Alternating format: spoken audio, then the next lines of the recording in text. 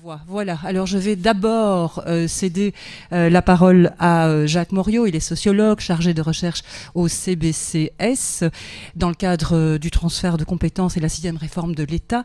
Vous êtes assistant à la faculté des sciences sociales et politiques de l'ULB et vous allez donc nous remettre tout cela en contexte. Il y aura un peu de retard vraisemblablement dans l'organisation puisque le ministre a un peu de retard, mais il s'est excusé. Par contre, Jacques Sterckx est là, donc on pourra... Philippe, pardon. Jacques, je ne sais pas, parce que vous ressemblez à mon papa. Voilà. Et c'est un compliment. Voilà, donc Philippe Sterckx, désolé. Voilà, et si donc le ministre n'arrive pas avant 15h, c'est vous qui prendrez d'abord la parole. Le contexte, oui. On vous écoute, à vous. Bonjour, ça marche? Oui. Bonjour à toutes et... Ça marche pas? Lèche-le, si, mais plus près. Ah oui, mais alors ça va être difficile.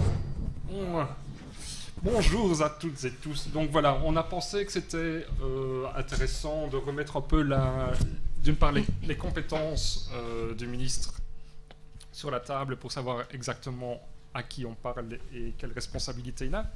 Et puis de revenir un peu sur la situation générale de la région, puisque en l'espèce, on s'adresse au ministre-président, et donc c'est plutôt à un niveau régional tout entier que l'on va s'intéresser.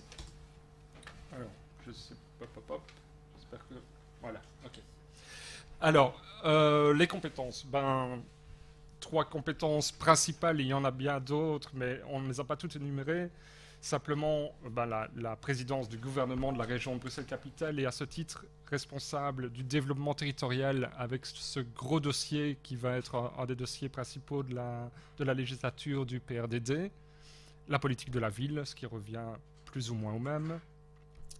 Rudy Vervoort est également membre du collège de la COCOF et est donc responsable à ce niveau-là de la cohésion sociale et de tout ce qui concerne la politique liée aux primo-arrivants. Et enfin, il préside le collège réuni de la COCOM et donc, à ce titre-là, est en charge de, disons au sens large, de l'implémentation de la 6e réforme en ce qu'elle concerne la COCOM. Alors, par rapport aux compétences générales sur la région, juste quelques constats par rapport à Bruxelles, et puis je reviendrai sur quelques défis des 4-5 ans qui arrivent. Alors, ces constats, tout le monde les connaît, hein, mais c'est bon peut-être de les rappeler et de les préciser parce que ça permet quand même de préciser les choses assez bien. Alors, Bruxelles, c'est quoi? C'est d'abord une population en hausse importante et cette hausse continue. Vous voyez que la région a gagné 220 000 habitants en 10 ans, 23% d'augmentation, c'est pas rien. Cette hausse continue. Simplement, faire attention à l'idée que cette hausse de la population est aussi liée à ce qu'on appelle un solde de la migration interne négatif. Autrement dit, si on déplie la notion, ça veut dire qu'il y a plus d'habitants de Bruxelles qui sortent de Bruxelles que d'habitants des 2 autres régions qui rentrent à Bruxelles. Ça veut dire donc, si on réfléchit 30 secondes, que les 220 000 habitants en plus, c'est soit des naissances à l'intérieur de la région, soit des gens qui viennent de l'étranger. Bah, cette hausse de population, évidemment, elle veut dire aussi que la population de la région est de plus en plus jeune. Hein. S'il y a plus d'habitants et s'il y a une immigration qui vient de l'étranger, les migrants sont souvent jeunes, évidemment. Bruxelles est devenue la région la plus jeune du pays. Et l'âge moyen n'arrête pas de diminuer. En 2014, il est de 37 ans. Une population, évidemment, aussi de plus en plus internationale. Hein, c'est lié également à cette idée de migration. En 2014, 34% de la population n'est pas de nationalité belge. Donc là, on parle bien de nationalité. Si on s'interroge plus sur les questions d'origine, évidemment, le pourcentage explose. Et puis, une information intéressante qui permet aussi de centrer un peu les idées sur l'idée de multiculturalité. Le français n'est plus la langue usuelle qu'un seul ménage sur 3, le néerlandais, lui, apparaît à peine dans les statistiques à ce niveau-là. C'est dire que la question de Bruxelles, c'est aussi d'abord peut-être la question du multilinguisme. Ça, je ne devais pas faire. Voilà. 4e constat, et c'est sans doute le plus inquiétant, c'est aussi une population de plus en plus pauvre. c'est pas étonnant, c'est aussi lié à la migration. Le revenu disponible par habitant, c'est le plus bas des 3 régions qui constituent le pays.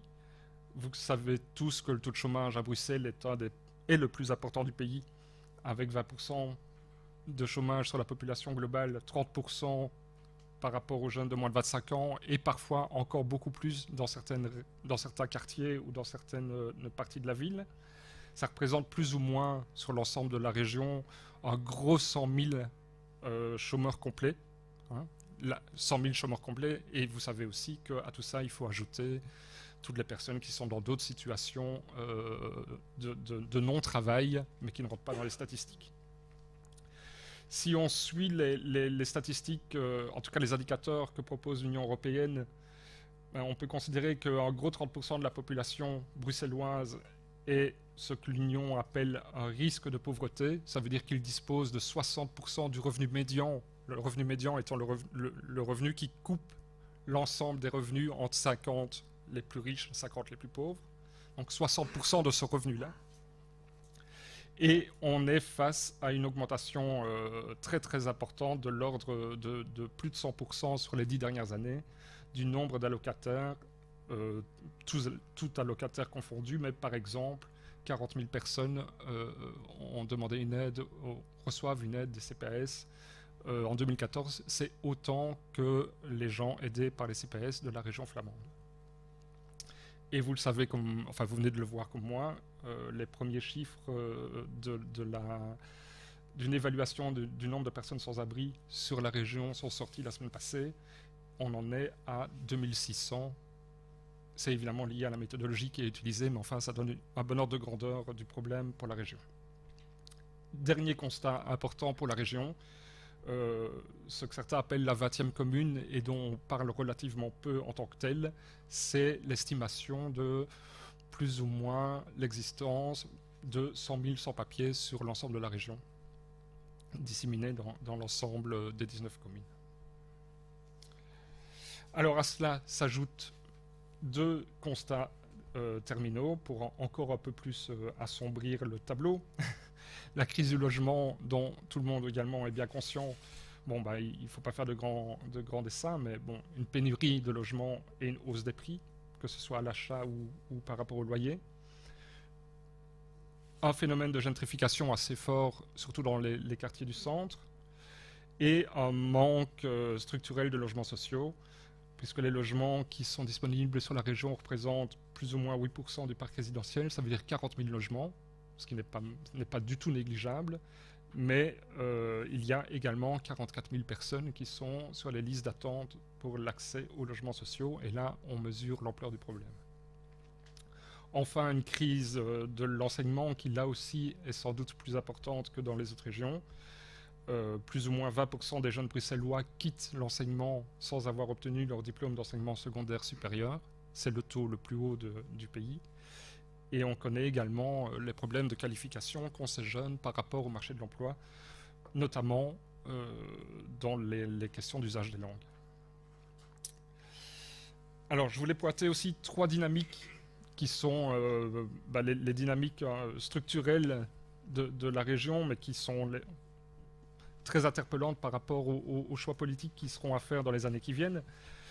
D'une part, ce paradoxe tout à fait difficile à vivre pour pas mal d'habitants, qui est que Bruxelles est la ville la plus riche du pays en termes de production ou de participation à la production du PIB. Plus ou moins 20% du PIB sort de la région, mais c'est aussi la ville qui concentre le plus d'habitants pauvres. Et le gros problème, évidemment, est le problème de l'emploi, puisqu'on considère plus ou moins que Bruxelles est un bassin d'emploi de 700 000 unités. 700 000 unités qui sont occupées par 350 000 nafteurs qui viennent soit de Flandre, soit de Wallonie. Une deuxième dynamique interpellante, c'est la dualisation croissante de la ville. Une espèce de ségrégation, enfin les géographes parlent de ségrégation socio-spatiale, entre ce qu'on appelle le croissant pauvre, c'est-à-dire les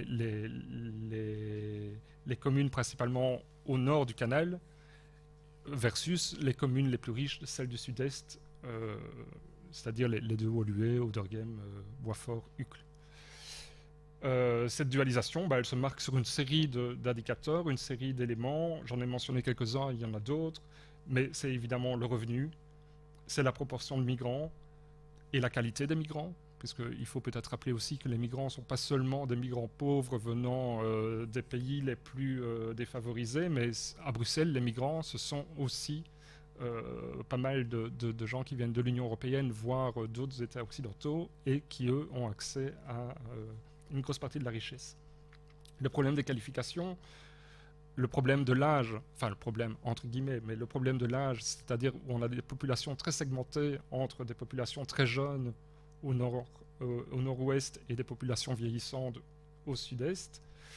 Et puis un autre indicateur qui est toujours intéressant également, les inégalités de santé, où on mesure plus ou moins une différence d'espérance de vie entre ces deux parties de la ville équivalente à 3 ans, ce qui n'est pas rien par rapport à une vie. Et dernière dynamique, c'est que j'ai voulu pointer, c'est l'internationalisation de la ville, qui est de plus en plus claire et de plus en plus évidente, mais une internationalisation qui ne débouche pas sur le mélange, ou en tout cas qui ne débouche pas sur un mélange généralisé, et pour lequel on pourrait se dire que la question de la cohésion sociale, c'est la cohésion sociale de certains et pas d'autres.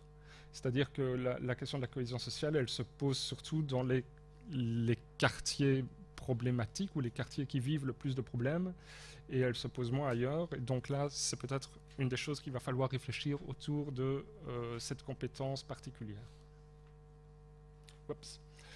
Alors, pour terminer, une série de défis qui semblent très clairs, en tout cas dans leur identification, mais qui sont évidemment beaucoup moins clairs à résoudre. Donc une série de défis qui découlent directement des questions que j'ai voulu soulever. D'une part, la croissance démographique. Donc c'est un défi en soi, parce qu'on sait évidemment que la région a un territoire fermé, on sait que la région a des enveloppes budgétaires relativement fermées, mais qu'elle doit développer une série de services pour tous ces nouveaux habitants. Et dans ce cadre-là, c'est clair que ça va être compliqué, à tout le moins. La question de l'emploi, qui ne peut pas se résoudre à la question de l'emploi pur et dur, mais qui est la question de l'emploi pour les Bruxellois. Si on veut faire de cette ville une ville durable dans tous ses aspects, il faut aussi donner du travail aux gens. Et donc la question, c'est pas seulement de créer des emplois, c'est de créer des emplois qui soient occupés par les habitants de la ville. Tout ça renvoie à la question de la dualisation. Et c'est clair là aussi qu'il y a pas mal de choses à travailler. Et enfin, la question des logements. On sait que dans la déclaration de politique régionale, il y a l'ambition de créer des nouveaux quartiers dans la ville. On peut créer des quartiers, on peut créer des logements, encore faut-il qu'ils soient abordables. C'est une des questions également dont il faudra débattre aujourd'hui. Alors j'ai rajouté aussi quelques défis supplémentaires qui ne sont peut-être pas directement visibles dans les quelques constats que j'ai dressés, mais qui s'adressent à toutes les régions du pays. C'est d'une part le vieillissement de la population, même si Bruxelles est la ville la plus jeune, il reste une série de défis liés au vieillissement d'une grande partie de sa population. La question des moyens est évidemment centrale. Là, je fais un petit insert parce que comme c'est mon dada actuellement, c'est la loi spéciale de financement qui est liée à la 6e réforme, et c'est l'idée que le financement des régions depuis la 6e réforme de l'État est en grande partie lié à l'impôt sur les personnes physiques. Et donc, dans un contexte de paupérisation de la région, on a un problème de financement structurel, puisque plus la population s'appauvrit, moins elle paye d'impôts, moins la région a un budget important, etc., etc. Donc la question de la 6e réforme elle-même, comme un défi de gouvernance de la région, il va falloir implémenter cette réforme, la rendre aussi efficace que possible, et c'est clair que la région de Bruxelles-Capitale est sans doute celle qui va avoir le plus de difficultés à la mettre en œuvre. Et ça renvoie directement aux compétences de Rudy Verwoerd par rapport à la COCOM. Et dans le même genre d'idée, la mise en place de politiques réellement transversales entre les différentes compétences et entre les différents niveaux de pouvoir. Et là aussi, il y a du pain sur la planche. Voilà, pour un petit contexte qui est relativement sombre, je l'admets, mais je pense que la situation est relativement problématique. Merci Jacques.